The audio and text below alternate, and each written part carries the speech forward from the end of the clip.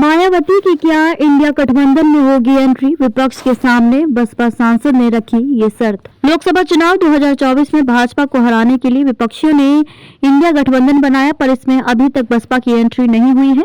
सिर्फ कयास लगाए जा रहे हैं, लेकिन मायावती इसे खारिज कर चुकी हैं। इन सब के बीच बिजनौर से बसपा सांसद मलूक नागर ने इंडिया गठबंधन के सामने शर्त रखी है। नागर ने बुधवार को कहा कि अगर मायावती को 2024 के लोकसभा चुनाव के लिए प्रधानमंत्री पद के उम्मीदवार के रूप में पेश किया जाता है तो Bahujan Samaj party Indian national developmental inclusive alliance गठबंधन में शामिल होने पर विचार करेगी। इसके साथ उन्होंने कांग्रेस पर हमला भी बोला। उन्होंने कहा कि कांग्रेस को 2018 के विधानसभा चुनावों के बाद मध्य प्रदेश और राजस्थान में बसपा विधायकों को हटाने के लिए माफी मांगनी चाहिए।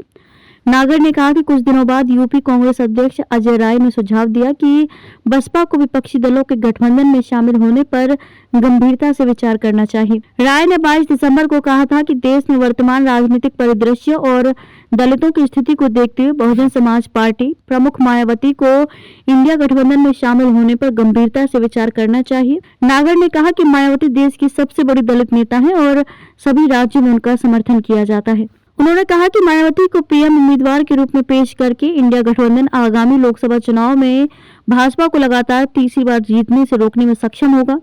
गठबंधन के लिए जीत का फॉर्मूला स्पष्ट है। 2022 उत्तर प्रदेश विधानसभा चुनाव में भाजपा को 41.3% वोट मिले। इंडिया ब्लॉक बनाने वाली पार्टियों को लगभग 40% वोट मिले और बीएसपी को लगभग 13% वोट मिले। अगर बसपा गठबंधन में शामिल होती है तो वोट प्रतिशत 50% से ऊपर चला जाएगा, जो बीजेपी से सत्ता छीनने के लिए काफी है। उन्होंने कहा कि मायावती को प्रधानमंत्री पद का उम्मीदवार बनाए जाने से भगवा ब्रिगेड द्वारा लुभाए गए दलित मतदाता भी वापस आ जाएंगे।